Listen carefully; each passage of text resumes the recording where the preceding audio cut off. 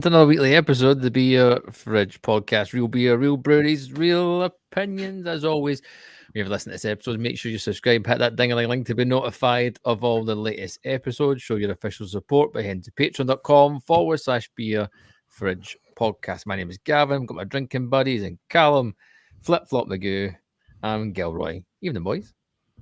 Good evening. Good eve. How are we doing? That intro is awesome, by the way. That's good. See what that was? That was so funny. It's the Beer Fridge Wancast. It just cracks me up. Every time. Cracks me up. I did it with a different one. So if you remember when we did when I used this platform before, I had another one. I used that intro and I just remembered I had that. So we are live on YouTube at the moment, I believe. So if you're on YouTube, hello, good evening, welcome to the podcast. Mersey Beers, good evening, sir. Hope you're doing well. We're going to start off as we normally do, go around the virtual table and see what we're drinking to start off this fine evening. This is kind of our end of year because we might do a podcast next week. We might not. We might be hanging from Christmas Day. So we'll see how things go. It could easily be the last one of the year. So then, who's starting us off? Delk? Cool. I have a export stout from our good friends at Bullhouse Brewing. It's called El Capitan, and it's a great name. However, Flip Flop Magoo does love his Crocs, mate, 100%. Flip Crop Magoo. Flip Crop Magoo. I was totally in the mood for a stout, to be honest, today. I know we're going to hit something a bit heavier, I'm guessing, after everybody's going to start. This is delicious. Coffee, chocolate notes. It's really, really smooth, like super, super easy to drink. I thought it was a wee bit milder than it is. It's actually 7.5%. Wow. So Sneaky. it does not taste that way. It's a middle 4-5% at best in terms of, like, there's very limited booziness. It's just delicious, to be honest with you. So come back when it warms up a little bit more and I'll probably be able to give a wee bit more tasting notes. Sound good, mate. Gilroy, what you got, son? I, myself, in the great words of Gav, I'm having Sure Shot because I got them for December's box from Bruiser. That a lot, actually, don't I?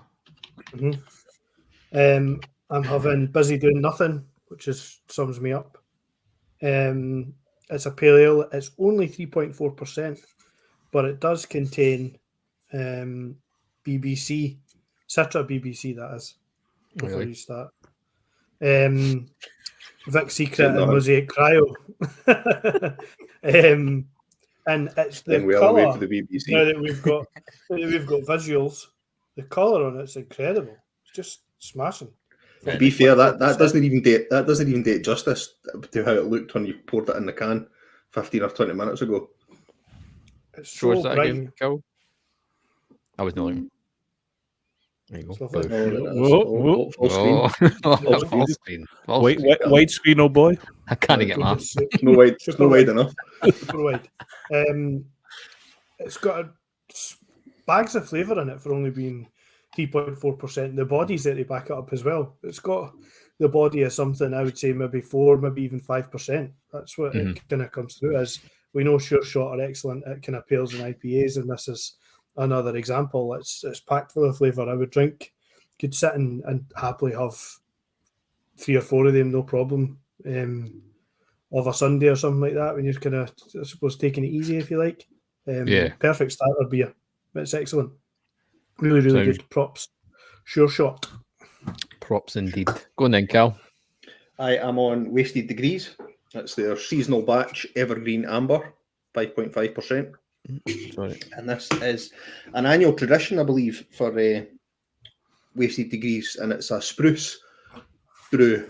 This time they've incorporated a wee bit of rye in there and Chinook hops. So yeah, this one it's quite west actually. malty, bittersweet, I would say, is the flavour. But it's really, really nice. Yeah, it's got a decent body, but it's quite light. Lovely. Setting me up nice for my supercharged IPA later on. Indeed. It's going to be a belter. Look forward to it. I'm an old friend. Oh, mate. Is that Tremens? It certainly is. Oh. You've been going on about it for the last fucking how many weeks, and I seen it today in the bottle shop, and I was like, "Fuck it, I'll get it. I'm going to grab it." I had my delirium Christmas beer at the weekend. Oh, so good. I was like, "Stuff it. I'm going to get it. I've not had it in ages. I've not had it in a long time." And you, like I said, you keep going on about it, and I was like, "I'll grab it again." And I don't know what it'd be like in the bottle, but it's well, how sessionable is it? 8.4. No, but I'm saying, what does it taste like? 8.4, but I mean, it's maybe like a 4.6. It feels like a 4.6. Mate, it's maybe a 5 at a push. When I had it in the off draft, that was the thing. I had basically necked half a pint of it, and I was like, I wonder. I thought this was a bit heavier than this, but I was like, maybe I've picked the wrong beer. And Dan asked the guy, and that's what he said, 8.5%. And I was like, oh, somebody's going to be doing the backstroke later. Like it packs a punch. It gives you like a wee kind of tingle in your tongue initially, coming from the 8.4, but no in like an overly boozy way, just like a warming way more than anything. So it warms your tongue up a wee bit. Almost, it's just so smooth. Nice and sweet, a wee bit of fruity, kind of spicy almost in the back here, and it's just for 8.4, it's a weirdly a very light beer. Color on it's amazing, and I agree with you, mate. Like I can imagine this on draft just being fucking phenomenal. I'm sticking like I'm saying a sweeping statement, but I'm Captain Flip Flop for a reasons. But right now, it's dare I say it, it's like the best beer I've had all year. Like, because it was draft and just perfect, man. Just perfect. It's cracking stuff indeed. Last week, we obviously had the monster of a podcast. Was it 2.5 hours or something? Just snuck under the 3, I think. I wanted to listen to the start of it on Spotify, and I switched it on, and it was like that 2 hours and 47 minutes left. I was like, oof. Nope. I didn't remember that. It didn't feel that long. Nah. Until we were finished, I was like, whoa. And then, in fact, I lie. Wasn't until the next day, and my computer tried to fucking download it and put it in my editing tool. It was like taking forever in a day just to get it done. But no, it was good fun. I think we've came to the decision that we shouldn't do that going forward on the Tuesday. No, it's a Friday night number next year, that's for sure. I think we should alter our recording. Amateurs. You were hanging as well. Don't even. I was not. I was all right. Much worse come Sunday, but that was all through my own doing. It had nothing to do with Tuesday. It might have been some of the remnants of Tuesday in fairness, but I was still hanging. I think these are the kind of sacrifices we have to make for the good people of the. No, they are. Absolutely. And I think, in fairness, we did a half decent job. I think we did a pretty decent decent job. As in half of it was tremendous. The first half, all the beers were excellent. all the beers were tremendous. It's more or less the first half we were soberish, and in the back end, I don't know. Yeah. Back end was backstroke. Yeah, indeed, it was backstroke. It was good fun. You guys had the Anchor beer, which looked unbelievable. 2019. Yes. Yep. It was a very tasty beer, but it got overshadowed by the Sinister brew that came in late doors. To be honest, it was. I know. We definitely had to rein that in to not give that the beer of the year. Just to, I think that would have been recency bias might have kept in. It was just pure excitement. I think that one. Absolute chubby for the Sinister beer. That was like, what was it, 12.1% or something? It was 12%. It was a braggot. It was called a combination of beer and mead. So, but the Anchor was still like a highlight because of tradition, and I know Gil's had it stashed for. I think, dare I say it, but that might have been was that the one that you bought? Because I remember Yes. speaking to your sis about, it must have been the year after then, because she was like, "Oh, what do I get?" And I'm like, Anchor Steam beer. If we can find them, because we were hunting for the 2021, was it? 2020, aye, we got that. That's what I've got. That's the last one. I got the original, the 2019 from Beats and Leith, and I got some wee bottles of it as well to have at the time, and then I had all the 4 wee bottles and kept the Magnum. Mm-hmm. So, aye, classic for sure. And the quad, the Belgian quad from Sure, the Project 7 one was very nice. Phenomenal as well. Again, kind of overshadowed by the Bragat, but it was lovely. It was all the beer we had was excellent. Even Fierce's West Coast again, which was superb. And I had another. Never really got a chance to talk about that, did we? That was my kill your curie drink on Sunday. Swiftly followed by the classic combo mint hero milkshake, which is a real killer cure, and it brought me back to life. That and a small portion of chicken and waffles. Small. Well, aye. A mere child's portion, obviously. Yeah. I was lucky enough on Thursday to travel up to Newcastle. It was the Works Christmas team do, and it was just an excuse for a piss up in Newcastle. There's only 4 of us in the team. Granted, there's a massive company, but we're going to go Newcastle, so we did.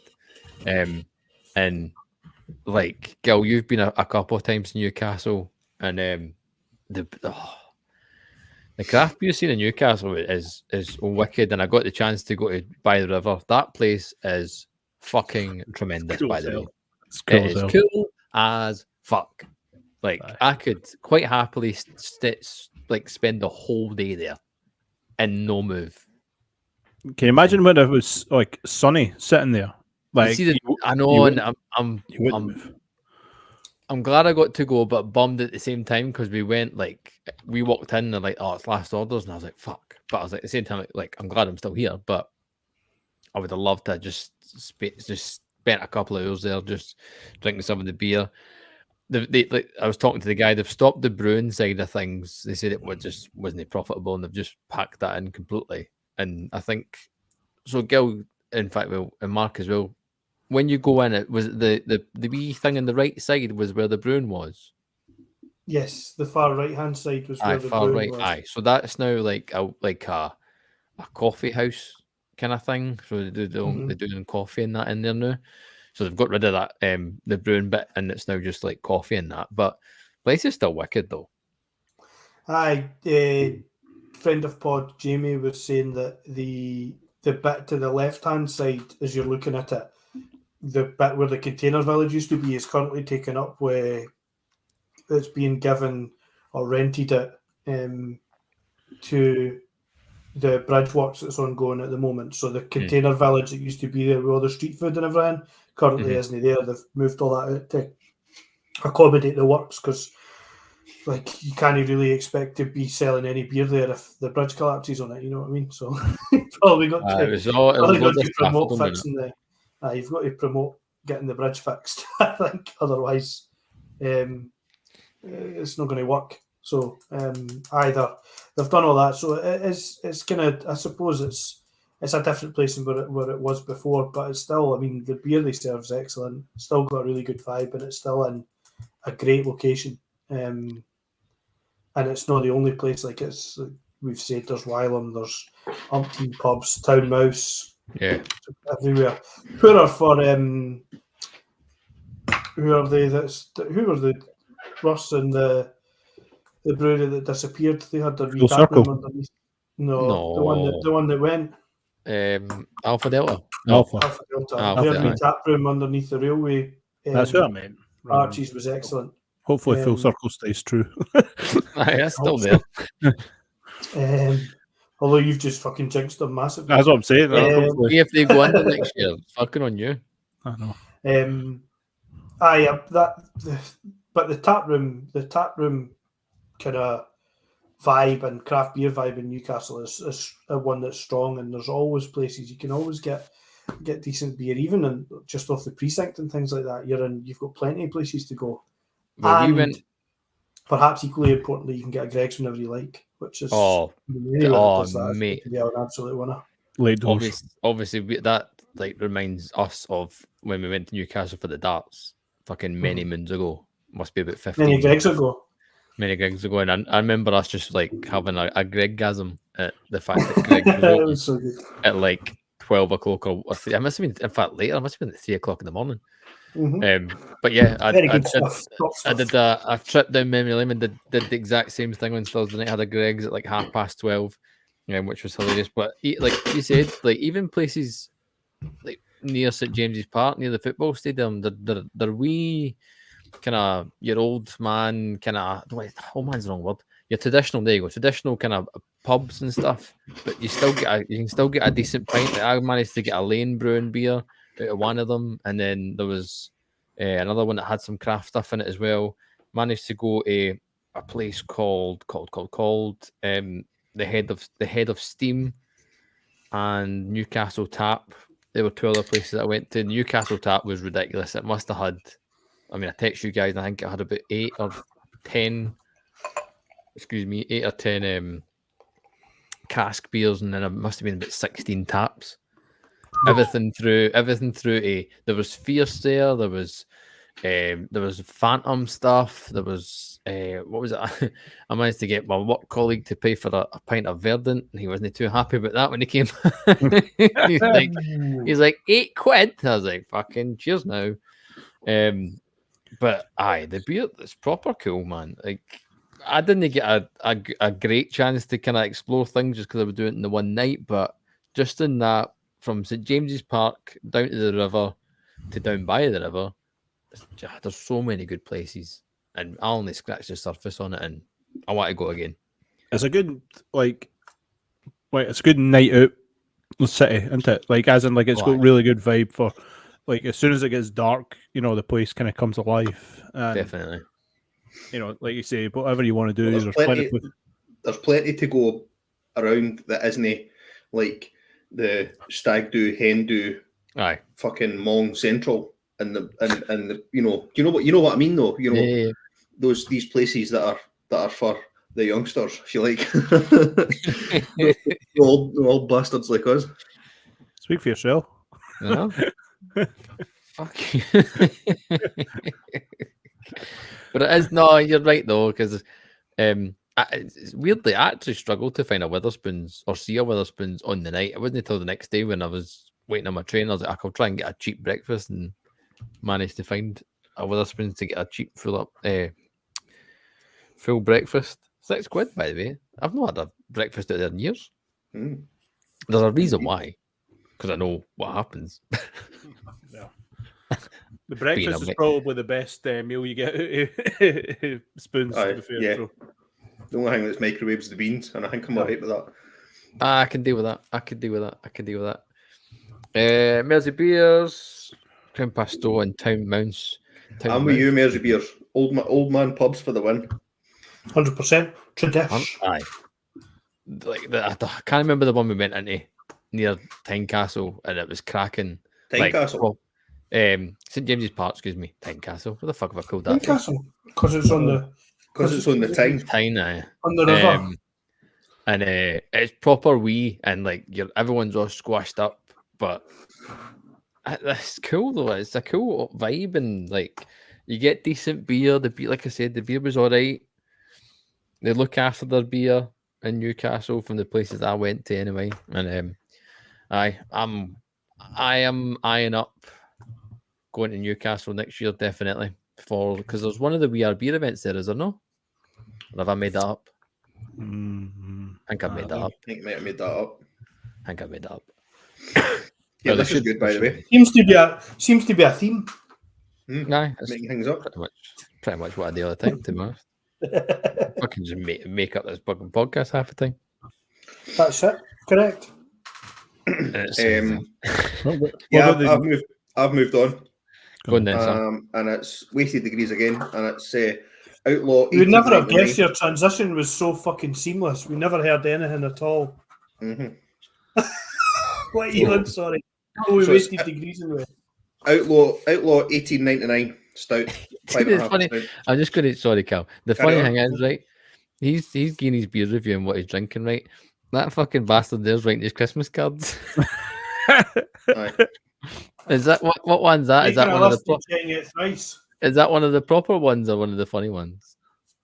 I don't care anyway. They're all in grey envelopes. All at the same. No, fair enough. Fair enough. Sorry, Cal. Carry on. No, you're all right.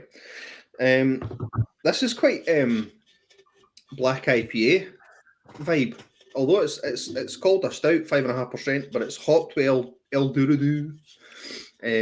So there is a bit of hoppiness there. It's kind of like the stout end of a black IPA, but it's super smooth coffee. But you're getting that hoppy bitterness. It's not just like coffee or burnt toast bitterness. You're getting that hoppy bitterness at the end as well.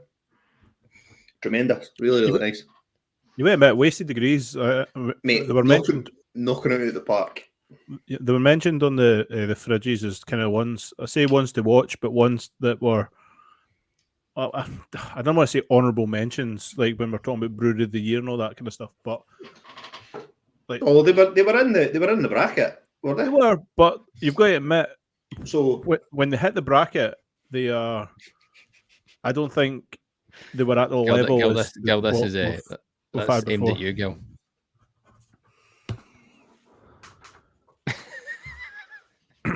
Got you covered, son.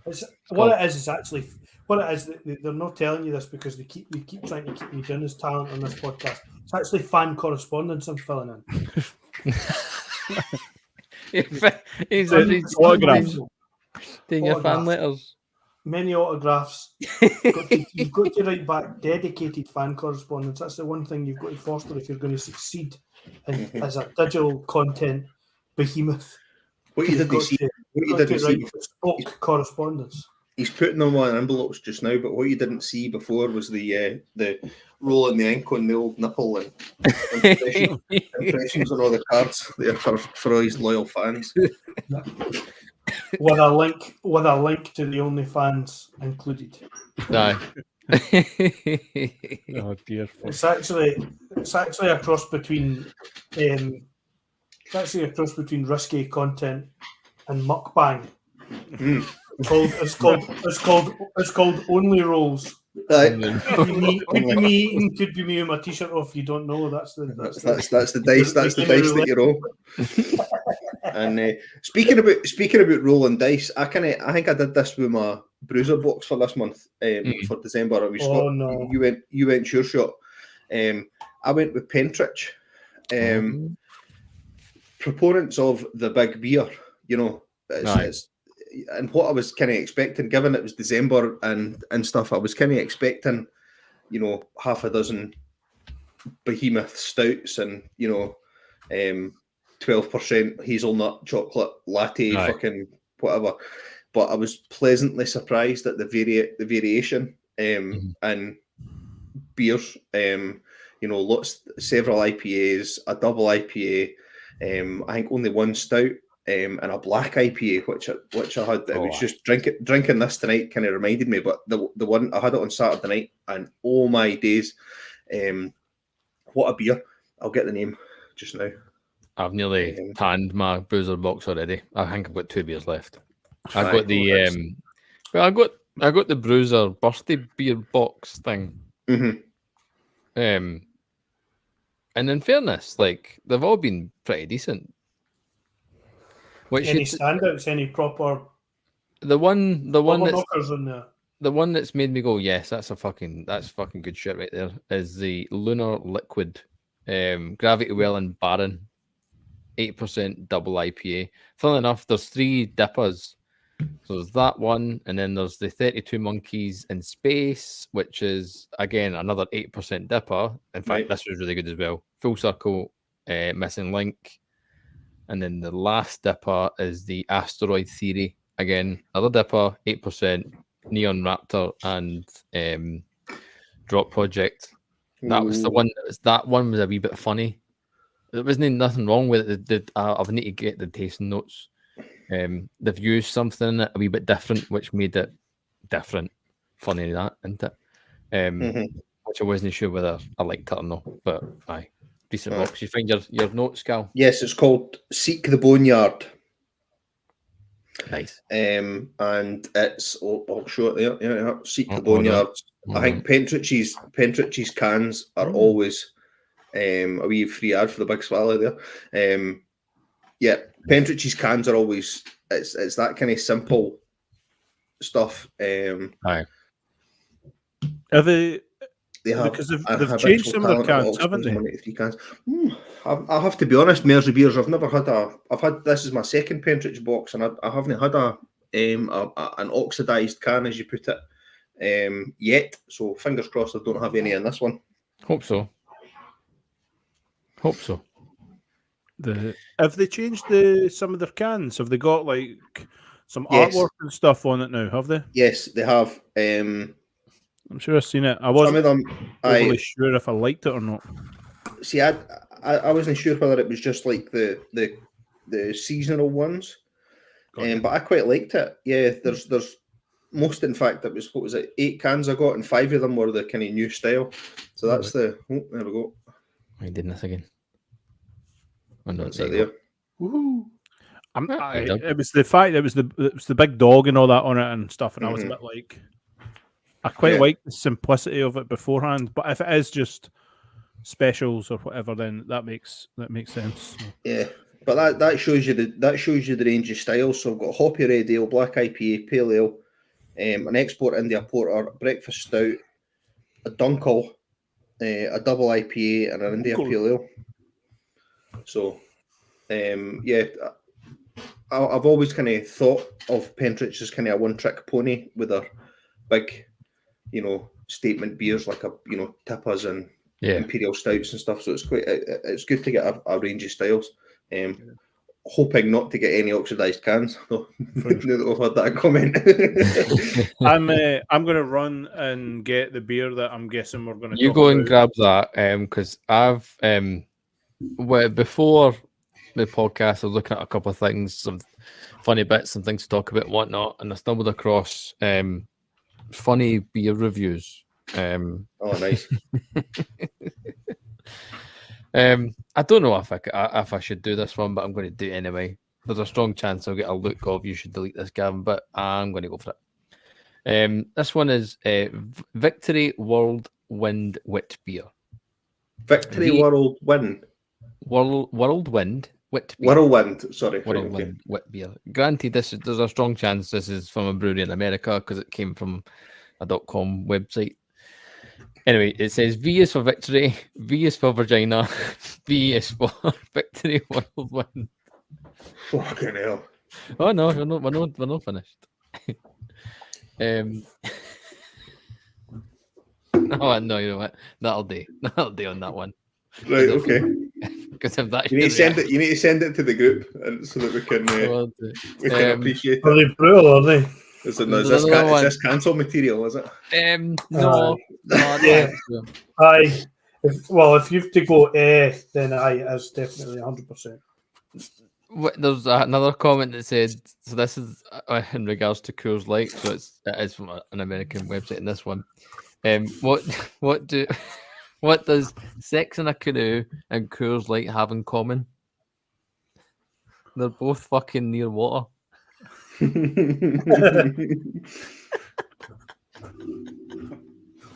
no. And there's more that I picked up, but I don't know if I should do them because some of them are awful. Some of them are awful, and if we weren't on YouTube, then I would do them and I could delete them. But now that this is on and I'm ranced, live. It's live. It was hilarious. Some of the comments are funny. So look, if you're go on Google and just search funny beer reviews, you get some absolute crackers on there. While we do that, we're going to look ahead to this beer. So you've heard me talk about going to Newcastle. One of Newcastle's premier breweries is in the Premier. Premier even, Gav. We're no American. Oh, we're Premier, 100% yeah. American. No, Premier. fuck off. We are. No, Breweries Premier. is Wylam. Ken, I'm fat, but I'm not that fat. Scott has been lucky enough to Willem. visit Willem. What the fuck's that? Man? Defoe. And I managed to get a pint of Jakehead on keg, OG, and it was tasting tremendous at By the River. We're now I wasn't lucky enough to find the Imperial version in my travels in Newcastle. However, I managed to find a can today off the back of Scott getting some for everybody.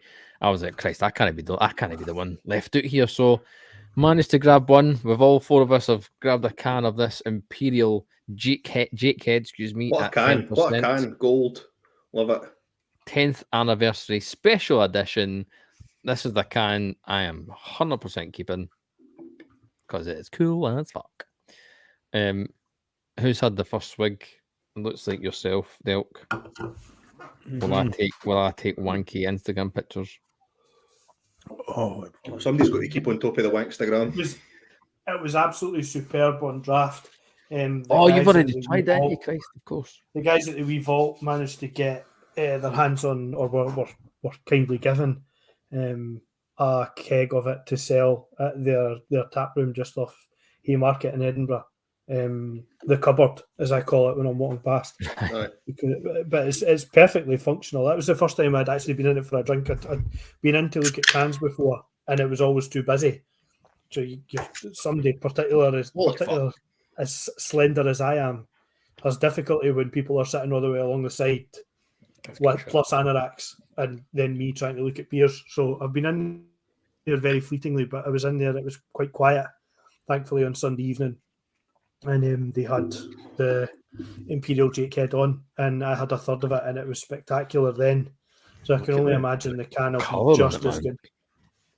Oh my god! Look at that. That looks superb. It's ridiculous, man. Well, you want a shot as well? Live. And it's live. We've seen. Shot corner. Let's saw. Oh, look, a wee bar glass, a big swirly glass, a full circle glass. Marky boy, come on in, some. I'm on an old school one here. We cheeky. Oh, that's a lockdown glass. Lockdown 2 times. What a smell, man! What a taste! I've not tried it yet. Evening, James. Spreading the word, Cal. That is James, if you're listening, James, if you're on, there should hopefully a box will arrive undamaged to you. It's arrived today. He's told me he sent it up when I texted him. He said the homebrew's arrived. Oh, good. He's currently sitting on the pan because he drank it with his dinner and he's shitting through the needle. Oh, it's not hard. Imagine eating something so terrible that it's going to ruin the beer. Nah, not at all. I actually I'll give you some. I'll give you the craft beer. It's not swill. I'll give you the tasting notes after we move off Jakehead from a couple of brewers that managed to taste the beer for me. So that'll be good. Looking forward to that. I got some legit feedback on like you knuckleheads after drinking 2 8% Belgian quads. Did we try it last week? Right, there you go. There you go. You can't remember. Are you trying to say that our taste buds? We never tried it last week. You did. Did we? You did. So Imperial Jakehead, you have to say you to have a conversation with somebody about that. Let's get Imperial Jakehead. Hops-wise, we're looking at Citra, Centennial, Chinook, and Simcoe. This is just. It's a West Coast hop bill, to be fair. It isn't overly west on the taste, like. No, it isn't. It isn't. Which I'm chuffed about. Because I think West Coast is 10%. Aye, that's what I was just. I mean, we had the double Oregon Trail. We mentioned that last week, and that was just too much for me. Too west, at that ABV. So I think a 10% west would be like annihilation. Aye. But this is delicious. It really is. Now, here's Captain Flip Flop at his finest. Is it green? Orangey. No, not for me. I don't think it's green. I No, think but I it's mean, like, It's it heavy on the. I'm getting heavy orange vibes, like heavy on the sort of there's a bit of tartness pithy. to it. Pithy is Pineapple. the word is that we should probably use. when he gavs. Aye. Yeah. Huffington. And I'm not taking the piff. I don't know. I don't think it's too green. No, I'm just being devil's advocate. I think it's delicious. The weird thing is, like, well, they should When be did it relative. go in the can? It doesn't tell you. All be the same age, you'd suspect. Well, it's got to be Or for the same bottled. run, surely. They've done one run of this. Like, let's be honest. Aye. So, But I can see why you're saying maybe green. There's maybe a hint of that greenness on the back end, like a very small hint. I'd say the draft experience was. I don't think on draft it was as sweet as that. You think? That is quite sweet. I think it's quite sweet.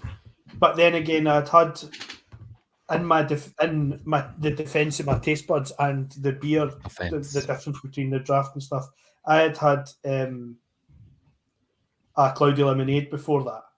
So cloudy lemonade straight to Imperial Jakehead. It was super kind of obviously sherbet lemons, and then you're onto a proper kind of oomph but naturally flavoured beer without any lemons or anything in it. So you're in Vault City, so you're there was American double barrel aged stouts in there that we tried. There was maple, various other bits and pieces, mango. Oh, no. It was all over the place from a taste buds perspective, kind of in and amongst that. So, see, I think Vault's got to be a start of the night for me. Like, although the stouts though are definitely end of the night fodder. They're good once you've kind of got fed up with drinking. Kind of. Well, there's an excuse. You come off the train.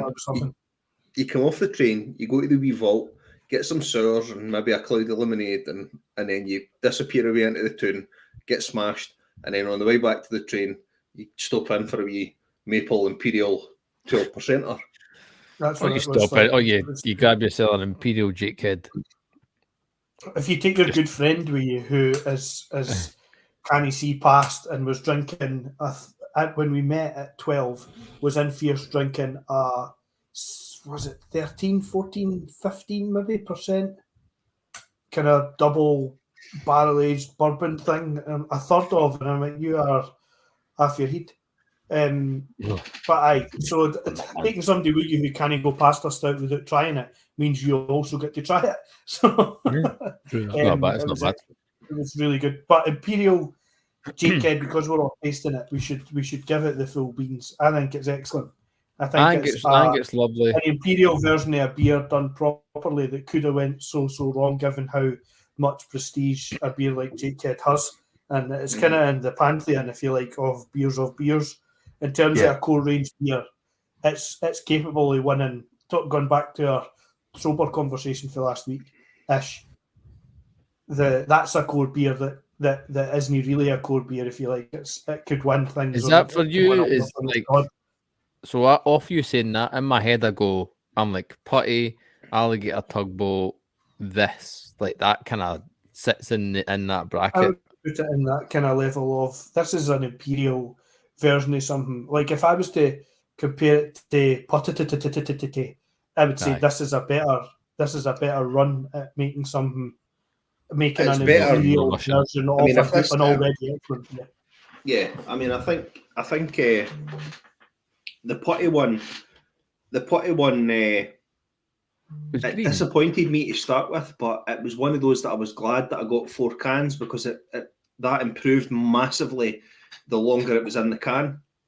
But this one's good to go straight away. And that sort of green flavour that you're talking about, Mark, that was like off the chain amplified at the start with the triple putty. Not so in this one. Like for me, I get like with this, I'm like oranges, tangerines, a wee bit of melon coming through. There's the back. There's a bit of a bitter bite, which I'm assuming where you're getting the comment of the greenness coming through, which I think is fine. I don't think it's overly green. I think there's enough bitterness there to go back to the original Jakehead, which is quite West Coast. If you're being honest, it is quite a West Coast IPA. But it's got enough fruitiness. It's got enough sweetness that it kind of dials down the bitter. 100% for me. agreed. I mean, obviously, I mean, it's a 10% IPA. It's obviously going to be bitter. You know, there's no getting away for that. And I would rather. No, a wee bit, just a wee bit. Aye, there's my only. It's no sweet. It's not too sweet. You know, because I think when you go up that ABV tree, you can either go sweet or you can go bitter, and this is more to the bitter end of the spectrum for me. I would agree with you. Like my only criticism of it is I don't think it's an imperial representation of Jakehead. So by putting the Jakehead sort of branding on it, because I think Jakehead is more West, but if I like reverse that back into what I'm tasting just now, the Centennial comes through from like a bitterness point of view, but the Chinook and that, like you said, that orange, I'm getting like pineapple for me. It's kind of like it's probably more pineapple. Like the sweet, that sweetness that is. I hate using sweetness because like it isn't overly sweet, like you're saying, because the bitter but it's super balanced. Mm-hmm. I think it's an incredible beer, and because correct me if I'm wrong, because I said this to you before we even started this. I'm sure the Jakehead is it no sit like about 8 anyway? So no, like 7.5 or something. Aye, so it's already quite a high ABV beer. So like, I assumed because I seen all the posts on Instagram, didn't really pay much attention to them in terms of reading what the ABV was. I knew it was going to be an impy version. I initially expected it to be like 11, 12 because it already sits near 8. So going up to 10, I'm like, it's not a massive jump, but still, it's cracking though. It's fucking brilliant. Jakehead's actually only 6.3%. Oh well, I say only. I was going to say 6.3. 6.3. Like I said, I knew it was pretty heavy, but that's. I like the JK. They've got the lovely. They're doing like the gift sets. That you've got with it, and they're doing. I noticed. You get a 4-pack. A 4-pack's only £38. That's all right. And they're doing there's a lovely glass to go along with it. See, it's kind of got the gold on it, and it's got the snakes on either side. It's smashing. All right, let me see that. Oh, lovely. Yes. Aye. Oh, yeah, that's a quality glass. Nice. To answer your question, James, all of us except Mark, because he was very I was hanging disciplined. He was disciplined and only had small tastes. Unfortunately, one of the bottles was a 500ml, one of the bottles was a 750, and one of the bottles was a litre and a half. And I think Mark had like maybe a glass combined, and then me and Miguel had the rest. So I think it was inevitable that we were going to be bogging the next morning. It was not a fun bit. Last Jakehead / Wylam merch punt. You can £78, 10 years of Jakehead, the supercharged bundle. So that's 4 cans of the Imperial Jakehead, and then 4 cans of regular Jakehead. But you also get to choose a bottle opener in a leather. It comes in a wee half leather case, or a keychain with the Wylam logo and everything on it and you get 2 glasses that go along with it and a pin as well for your £78. I mean, it's not too bad. When Imperial Jakehead's 10 quid a pop. Mm-hmm. Well, the one I got today was 11.50. 50. Upsold. How interested would you be in doing the old 2 cans opened at the same time, taste test, and then the wee mixeroo? What do you mean? As in, like, let's put a third Imperial and normal. Aye, I've got normal on the fridge. Because I think the sweetness of this would carry the bitterness from the OG. Oh, you've just nearly. Anyway, It has a wee bit of an itch as I get down the can. There's a wee bit. You're making me want to save half of this to go and grab a normal wouldn't- one. I wouldn't make you waste it, but it's No. how my But if brain you had works 4 with cans, stuff like this. I had Correct. that's an experiment worth trying. Correct. So anybody on for a late Christmas gift, I'm assuming, for pre-Christmas delivery, please order before 1 p.m. on Thursday the 21st, so you've plenty of time. Plenty of time. Plenty of time. To make your decision about the £78 Wylam Jakehead beer bundle for anybody who might be listening. Oh, With fucking just 3 days notice again. just send Well, a link. I'm not putting it out to anybody in particular. I'm just putting it out into the world. Maybe. We'll add it to let's all add it to our stories on Instagram, being like, great Christmas present for those who love craft beer. Wink, wink. Did you hear the thing? It was about somebody had for their partner had been taking their laptop and Googling various different things that person might then want to be given for Christmas, so that their other half would then be targeted with ads relevant to the Google searches. No, I'm too stupid. I'm too stupid to fucking pay attention to I ads. wouldn't catch that. Kirsty's just told me, she's like, she sent me fucking links and everything. She's like, this is what I'm wanting for Christmas. Well, tell her just to buy it. Does it not come out the same account anyway? It does, but right, you've got to go through the charade of arriving, wrapping it, and fucking gifting and all the rest of it. Come on. Here's a question, right? Otherwise, romance is totally dead. Here's a proper tangent, if there ever was one. Right. For you, right? Here we go. This is just simply because I'm a relatively new-ish dad. This is the second Christmas, right? If we go back to when we were weans, how many presents did Santa get you? Was it just all of them, or was it just like, oh, Santa only gets you like 1 or 2? See, this is the thing. Like, obviously, I can't remember back to when I believed in Santa. But this is obviously. Whoa! You've ruined it. You've ruined it. But this is obviously the quandary that people have got, right? Because the Baines will go back to school in January and say, "Oh, Santa got me this computer console and a bike and fucking blah blah blah blah blah." And then Mong Wayne says, "Oh, Santa got me, you know, a tangerine again." So I think what's generally accepted now is that Santa gets you your big present, and then everything else is your mum and dad.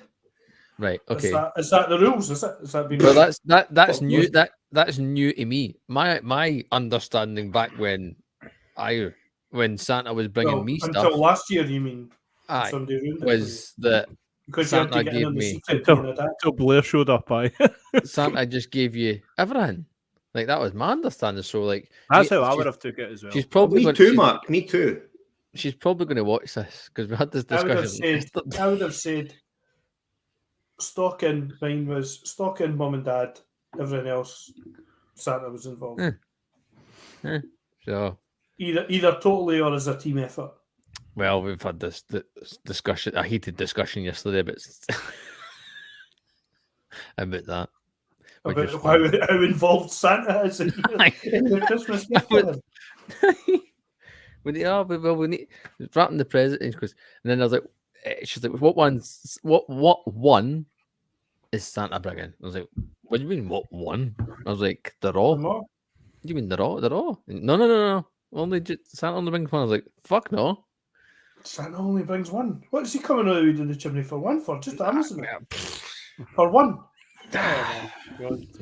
Anyway.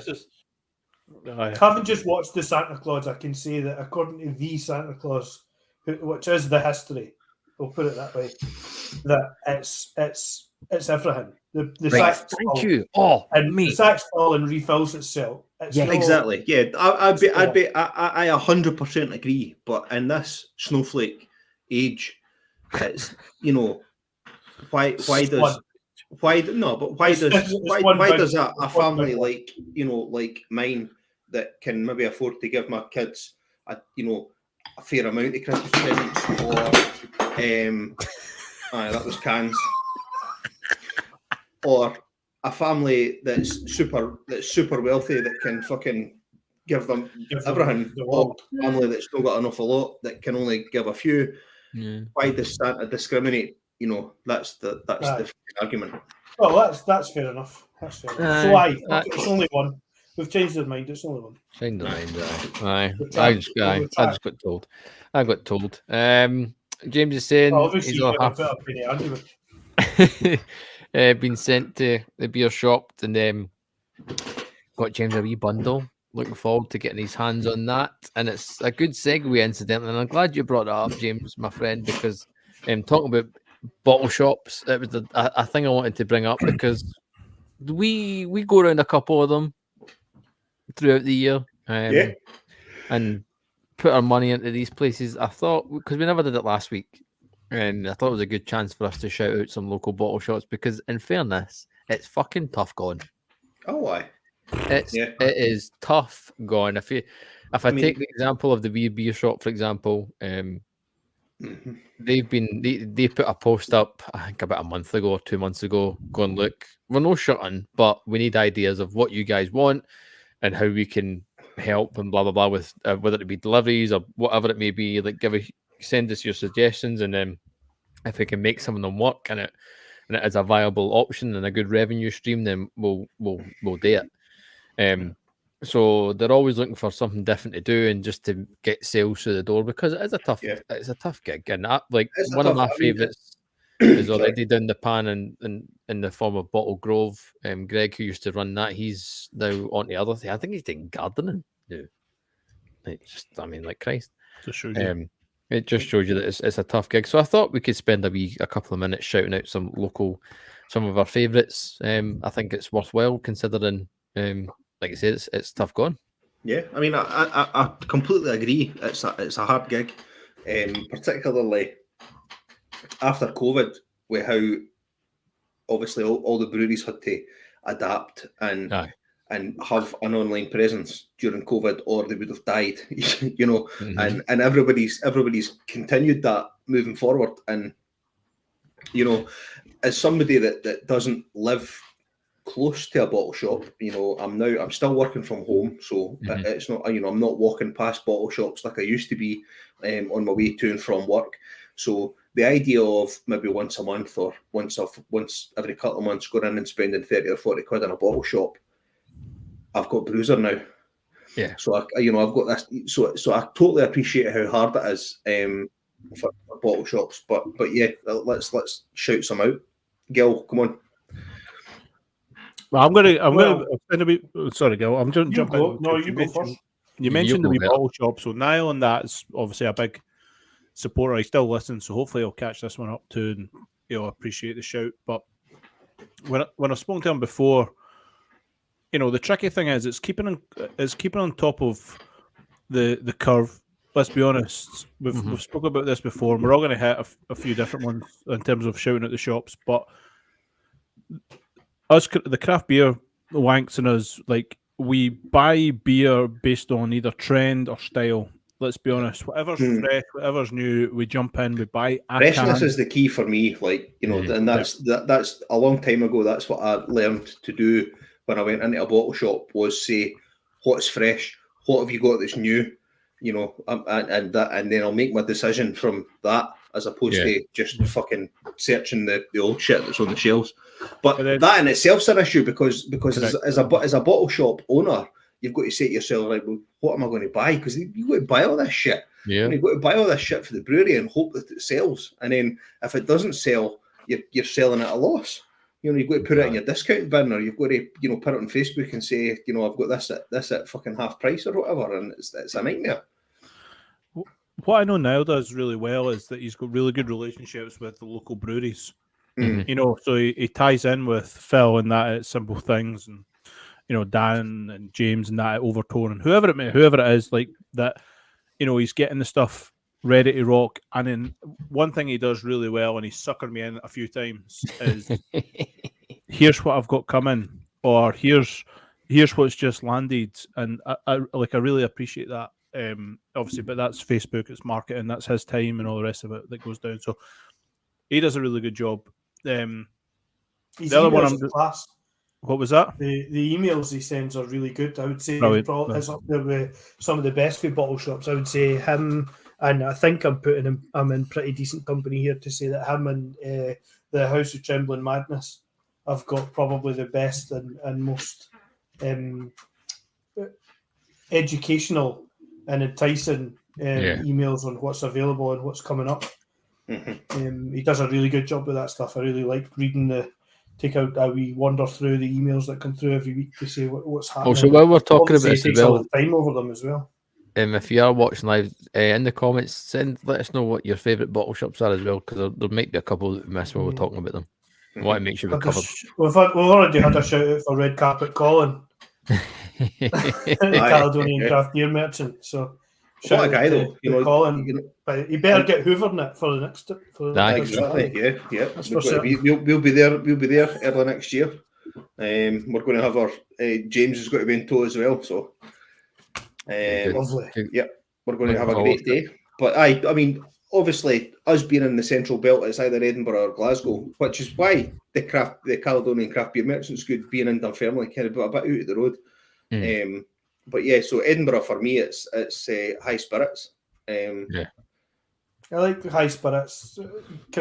It's probably I know there's loads of examples down south, Gav. So there's plenty of examples of the Londi of the world that have got good it's like you're right. It's like long distance got a fucking massive fridge.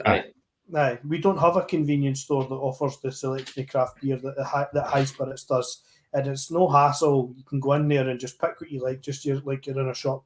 They've got fridge versions and shelf versions of everything. They rotate it pretty well, and there's always new stuff in. And it's within convenient distance of everywhere else. However, special mention, and I think I could see Flip Flop Magoo's Wrinkles Wrinkling just slightly outside the Edinburgh catchment area. If you spoke to them there, they'd probably tell you to run and jump. If you said they were Edinburgh. Would be Beer Zoo, Porty, and Beer Zoo Dunbar. Yeah.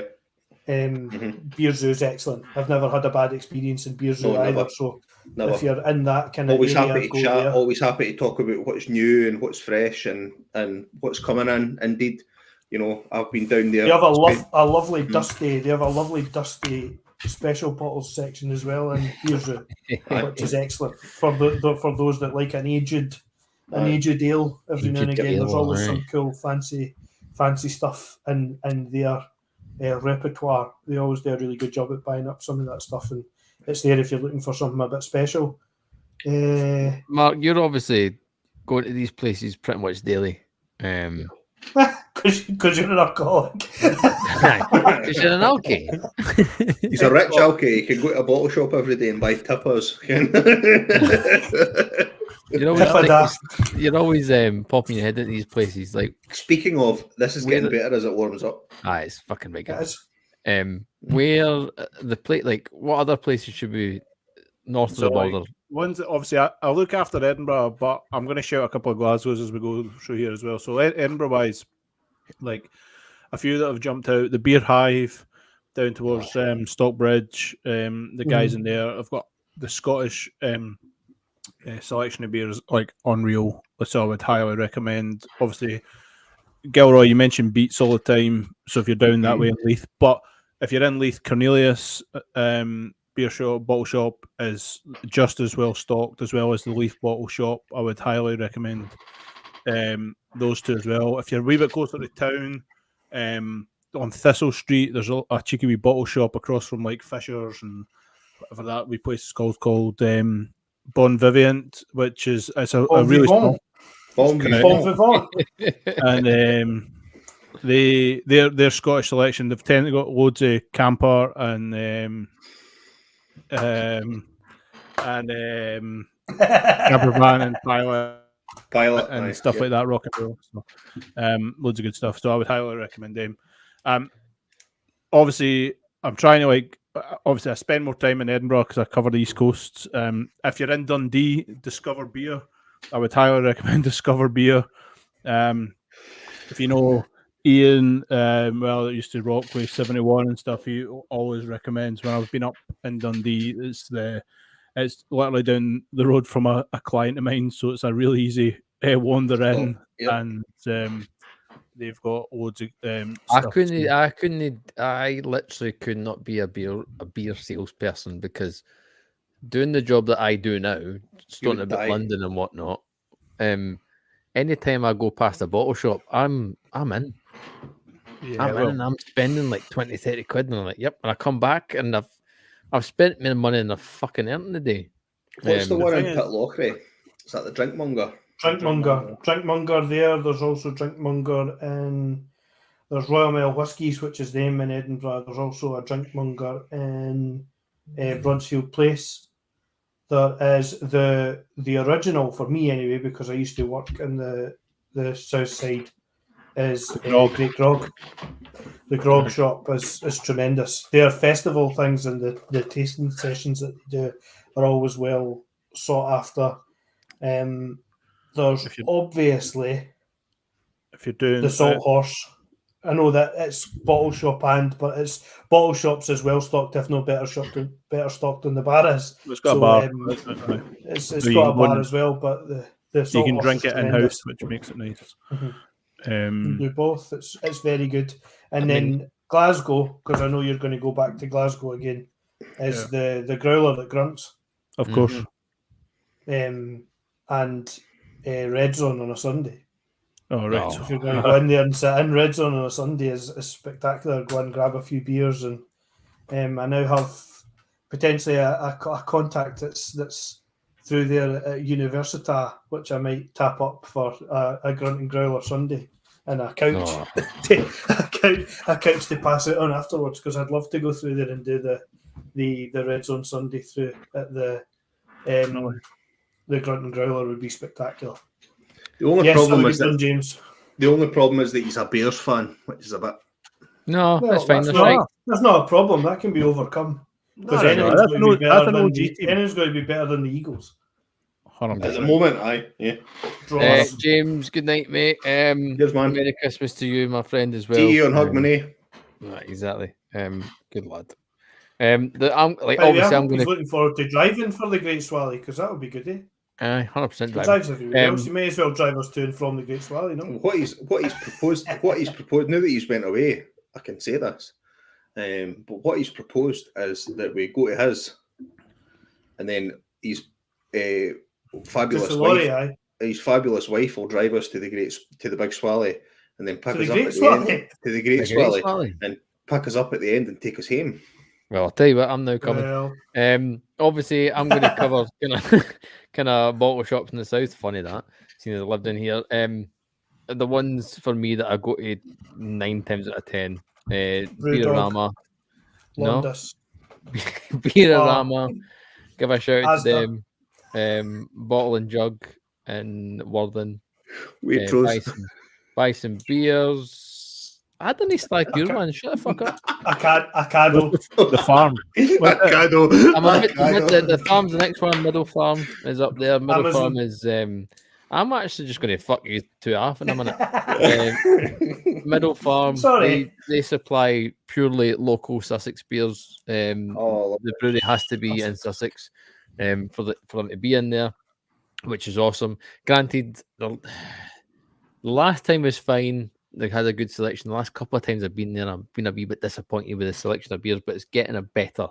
But you need to keep going. I mean, if it's purely Sussex, that's obviously something based on availability. Yeah, exactly. No. I keep going. I keep going every time because I've got beaked. They have the beaked beers. There's the Abyss stuff. I mean, there's the unbarred. Fucking Christ. There's Burning Skies. Sussex is hardly a shit county for.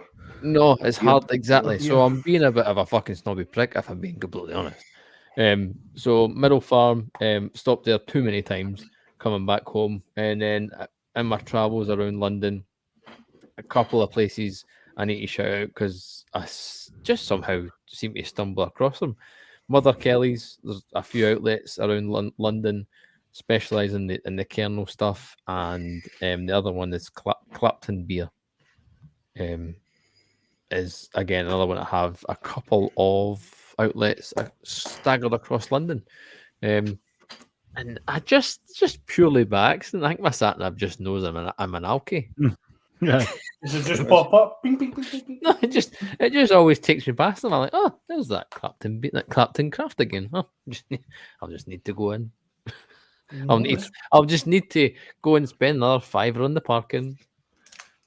It's funny, like how your sixth senses does, like your spidey senses take you to like bottle shops. Like Linz was saying that, like when we were away, we would used to walk past, and I would walk past and be like, "Oh, there's the Delirium bottle shop. Oh, we'll just go in here." Or there's a wee. And she's like, "How did you know?" And I'm like, "Google." It was But like me in Barcelona and Madrid as well. It was the same. It was like onto Google for all of half a second. It's like, oh, there's a beer place on the way that we've not. No. I hadn't even accounted for. We must Did go. you know? There's a beer right Must next to visit. where we're fucking going. 2024 beer. I hate fucking New Year resolutions and all that shit. They're a waste of fucking space. But for the sake of content, any beer resolutions for 2024? Are you one? The killer question is for a certain follically challenged gentleman. Is are we? No. Are we going dry-January or what are we doing? No. I'm 100%. No. Are you in? That means I No. need a power of drinking between now and the 31st. Yeah, Well, I've we done need to it- make it up for you. I've done it the last 2 years, so I'm like, I would like to have a proper bash at it. I think. well, you're saying that now, mate. But No, I would like it noted. That's why I'm doing it here live, 1 Oh. hour and 8 minutes in, when there's nobody watching to catch me out. But people will get to watch it back. I'd like to get a proper bash. I think I'm just going to snip this. Snip that. that's fine. You can snip it if you like, and I'll happily be in tears when it comes to my capitulation. in fairness, no doubt. I did I'm it. gonna get all a these bash. people that are loyally following us for our beer related content and banter, they're going to have to rely on me. No, in January. I'm still gonna, you can still get good non-alcoholic beer. Oh, no, January's fuck off. January's going to be Sorry, master. how the fuck did I get left out? Oh, you're not doing it this year? You're not doing it? No. No. No. Right, January. well, I don't think he's ever. What I'm going to do Just in drink- January You can drink As- double the beer. That's fine. is last year I kind of made a half-hearted. I want to explore. Oh, here we go. It's I want to explore Belgian beer. Just we Muir. Just we. This is me. Just we Muir. I've got a fucking fridge full of 12, 10 fucking % Belgian beers. I'm going to drink them in January and give you all some phenomenal reviews.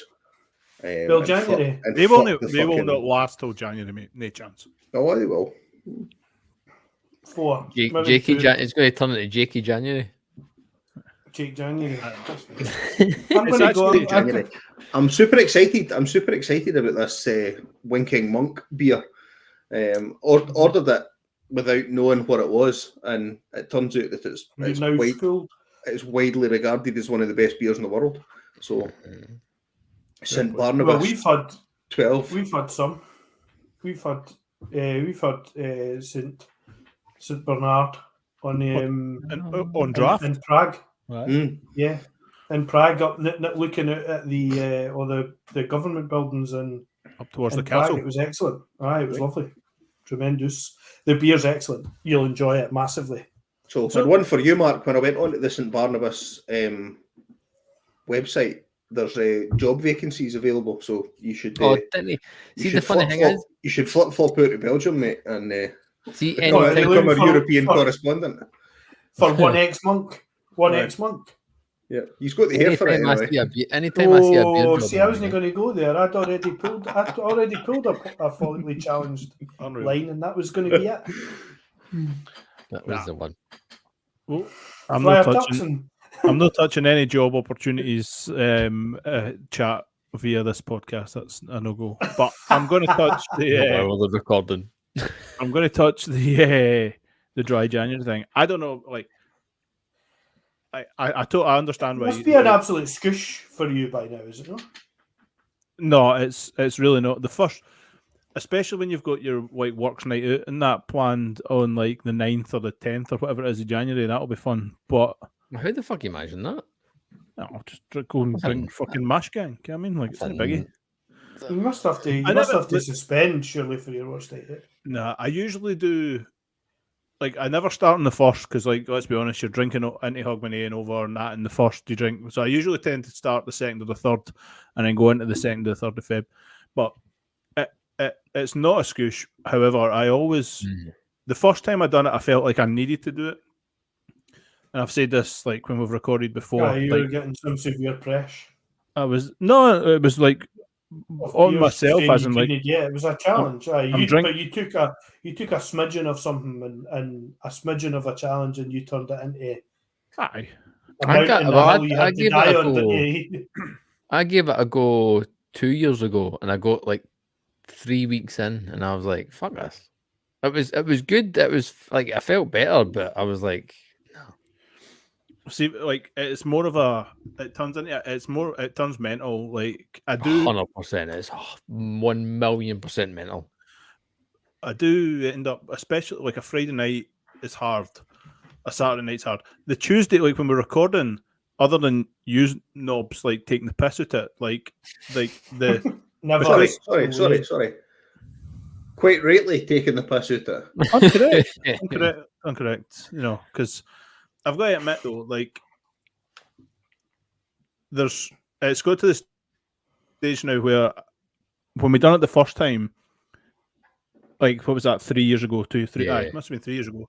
Like the quality of the reason we were doing it, or the reason I done it was one, I was like I felt like I needed to. I was drinking far too much on a weekly, nightly basis. Like it was getting a bit ridiculous, and having that trigger myself to think, hold on now, Mark. Like we're going through Christmas and New Year. You've drank every night, but I was drinking every night before we were leading up to Christmas. So it was just like a it's 5 o'clock somewhere. Fucking 10 in the morning. Correct. And it's no holiday drinking either. It's just drinking before the drinking. So that was the main reason. The other reason was like the way I spun it was the podcast. We should be looking at non-alcoholic beers.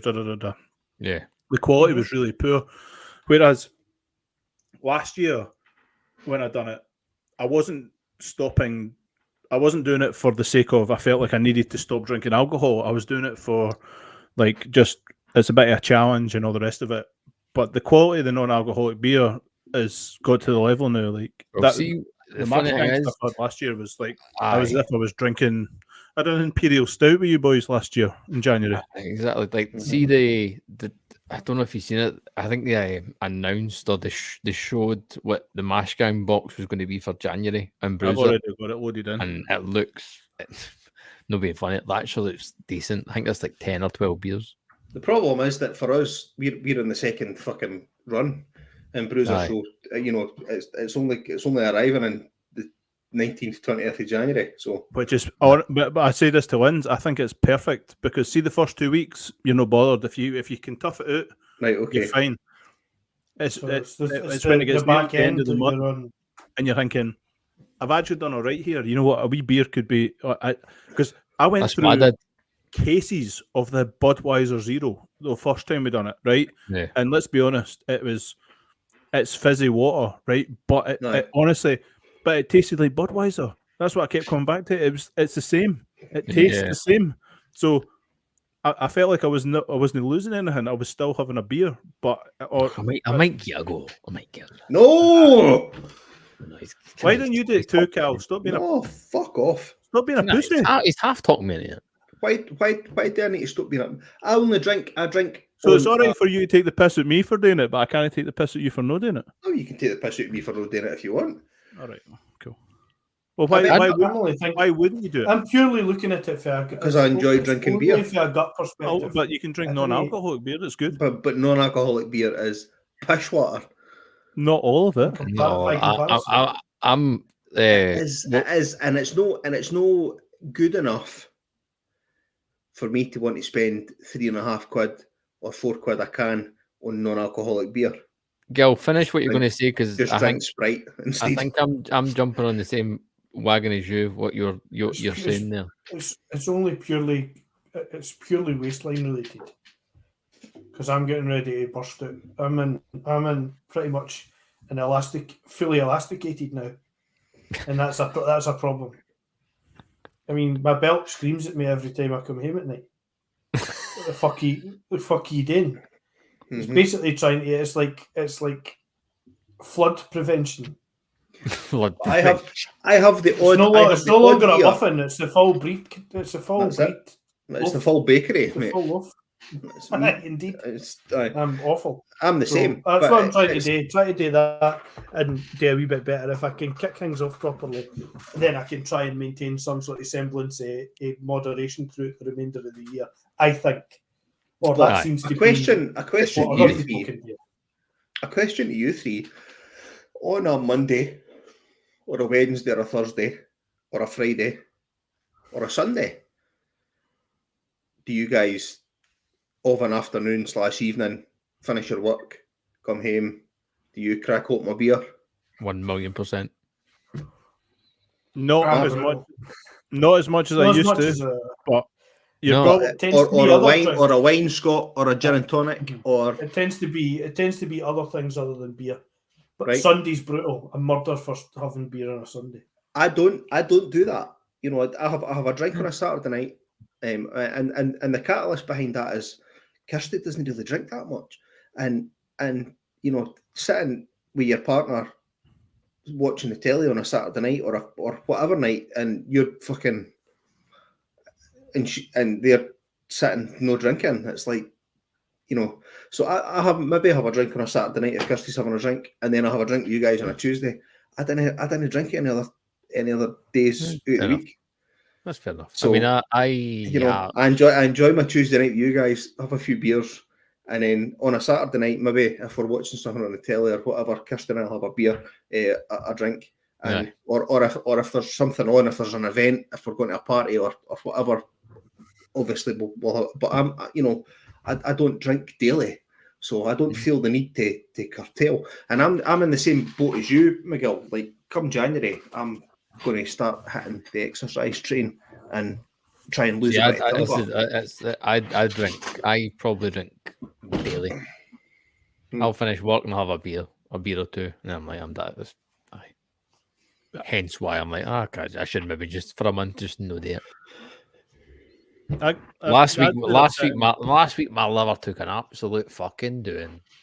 Well, so did mine, and that's why I'm getting worried. An absolute pounding. It's in training for next week. I had Saturday night out with the basketball guys, and I had Tuesday with you guys doing the fridges, and then I had Thursday in Newcastle. My liver took an absolute pounding. They're all legitimate events, though, and that's what happens at this time of year. Oh no, but in between it, I would have still had a wee. I still had a. But does that not? I totally get, Cal, but does that not then turn like you have this, like you do all this training? I said that in the group text. You do this training all year for the 2 weeks at Christmas and New Year, but when it comes to January, then you just that's where the tap goes off, and you just say, but is training every day of the week? Aye, well, like this time of year it is. Let's be honest. Aye, no, this time of year has been no fucking. But I was like that's what I'm saying. Like we're getting too deep here. Well, but it's an important discussion. I mean, because I can quite honestly, I can put my hand on my heart and say that, you know, of an evening, I don't sit there and think, oh, I want a beer, I need a beer. No, I would like now. Like this year, I'm probably a Monday night. I don't drink as a guarantee all year. I would say a Monday, but every like a Wednesday question mark. But Thursday's the start of the weekend. Friday you're in the weekend. Saturday it's the weekend. Sunday you're getting ready to prepare for the week starting. So like. You know what I mean? I'll have 2 on the Thursday, 4 on the Friday. My glass needs topped up, so. But that's how, like, so cool. That's why when it comes to January, like, I feel like it turns into, like, one, it is totally mental, but I know I'm doing it, so I just, it does, and it's harder. Like, I work in the beer industry, like, I'm in a pub every day of the week, like, you know what I mean? And yeah, I'm talking about beer every week, every day. When I did it with you 2 years ago, I think I lasted 2.5, maybe 3 weeks. And I was like, I can't bother this nonsense. But it's purely mental. You just need to be like, you don't actually need to be drinking. Like what's the point? It's it is what it is. What I would like to know is, like, if folk are listening to this, obviously we've got the video of the on YouTube just now, but like when people listen to the actual podcast back, it'd be quite interesting to see how many people are either pro or against it and whatever. And if you are doing it, like I'm in 100%. Like I say, I've already spoke to. I've already got my Mash Gang order in for January. That's what I'm getting. I'm going to do. If you listen to, if you follow Jordan on LinkedIn, he did launch his podcast a few months back. Mashley Gang, and I'm a bit disappointed with not being invited as a guest yet. That'll happen in the new year, that's for sure. But it's just there's a few points that he comes up, and it's quite interesting. So I would listen to this in the Beer Fridge podcast first. But then, well, if you've got this far, you've listened to this. That's true. You've listened this far. You're 100% listening to this podcast. It is an interesting topic. We spoke about it at the start of the year. We had some good discussions about it. And I'm pretty sure the episode was called "Our Relationship with Alcohol." No doubt, we'll end up pulling something else out in January as well. But it's interesting, and it's something that, as much as we're advocates for the beer industry and the craft beer industry more specifically, like just being honest with yourself and just the beer industry still includes non-alcoholic beer these days, and the exactly. level and the quality of it. And don't get me wrong, there's some really poor representations of it. But when we've tried them, and like you said, over the last some year good ones. I'll go find some good ones. There's good ones coming out. Mashley's smashing it at the park. He's fucking ridiculous. Well, there's Mashley and the Mash Gang. There's the guys at Low Tide. Low Tide, and then shout out as well to Wolf and Sheep's Clothing, or Sheep and Wolf's Clothing. Sheep, thank you, Jordan. I knew it was Sheep and Wolf's Clothing. 100%. Jump Ship, I've got some new stuff coming out as well. Yeah, exactly. So there's things out there. I think on that note, it's probably a good time to round things up because you know what my toss up was? Go on then. Mash Gang, or do I go and get some beer for Heist? Heist January, after gaining them big licks of it, I've never had any Heist beer this in 2023. Do I start 2024 off with some Heist just to Heist on Bruiser? Box? No. Get on Bruiser Heist. I'll get you a box. But what you need to be looking out for, incidentally, is the People's Choice Brewery of the Year Award winners, Bayonets. Alex, he said, we need Bayonet beer. If they won, they would make a beer in celebration of it, and he's making a dipper. He messaged the other day saying the ingredients has arrived. So he's going to be making a new beer soon. Tremendous. As a thank you, or I don't know. It's a celebratory brew. Yes, that's the word. That's the phrase for winning the Brewery of the Year award. His trophy is in the mail. Fingers crossed it arrives in one piece. Without stabbing him. Without stabbing him or anybody else. So that should be arriving very shortly, and I look forward to that Bayonet beer being released. We will obviously advertise that to the absolute hills and make sure that every single one of you who listen to the podcast go online and grab some yourself. I'm ignoring that beer. Disco, was that double disco? Oh, come on. Nope. Delete. Oh.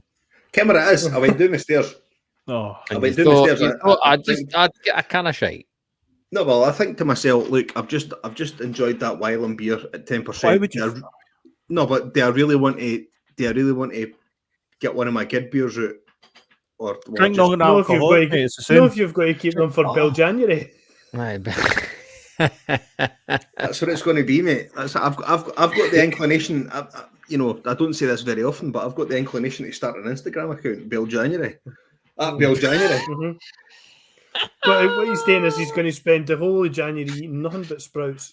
and drinking Belgian beer. Imagine cleaning that. No. Chips. Oh, Chips. no. Sprouts. Chips and mayo. Chips.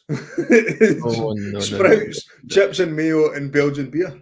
Christ. Maybe with the odd chocolate in there. Good for the guts. Good for the guts, indeed. Make sure wherever you listen to this podcast, you have subscribed and hit that ding-a-ling-a-ling to be notified of all the latest episodes. Please, if you can do us one favour. If you can't do any support on Patreon, that's absolutely fine. But drop us a 5-star, leave a comment. It genuinely does help us massively. If you can support the podcast in other ways, you can do so at patreon.com/beer fridge podcast, getting access to exclusive content and some videos and other bits and bobs in there as well. Patreon members will be receiving their beers, homebrew stuff from Mark. Evidently in the next few days. Some has arrived, some will be arriving shortly. So patreon.com/beer fridge podcast from myself, Gavin. Send us some voice notes on your tasting. If you don't want to do videos, send some voice notes on your tasting notes for the homebrew, and we'll play it in the podcast and chat about it. Get on the Discord page. Links to the Discord page are in the bio on Instagram. Like I said, just search Beer Fridge Podcast on Instagram. You'll find us. Go in the bio, and you can get the link to our Discord page, and you can join the group. For myself, Gavin, Callum, Scott, and Mark, we want to wish you all a very Merry Christmas. Indeed. But there's a strong chance we'll probably do a fucking tweener podcast because we'll get bored because there's fucking else to do. Podcast. A gooch pod. But until then, Merry Christmas, everyone. See you later. Bye. Hello and welcome to the Beer Fridge Wankcast. Word up. Look. Yo. In the metropolis, the all seeing eye steady watching us. Traffic lights on every corner, got cameras and monitors. The city takes no novices, so you better be street savvy. Never fall asleep, the snakes creep gradually. It's hard to keep your sanity, you raise your seeds of family. In this jungle we occupy, forever breeding tragedy. Gun-toting goons put wounds in your anatomy, just to make the cash in their pockets expand dramatically. Shorties running rampantly with no guidance or role models, living their lives like young Tony Sopranos. Cause rappers and crime figures seem to be their biggest idols. I guess that's how the city life influences dudes. Your only prospects are those that Biggie spit in the booth about, selling powder to sniff or getting rich shooting hoops. My advice is to stay away from criminal pursuits and don't let the city's venom taint your innocence of you.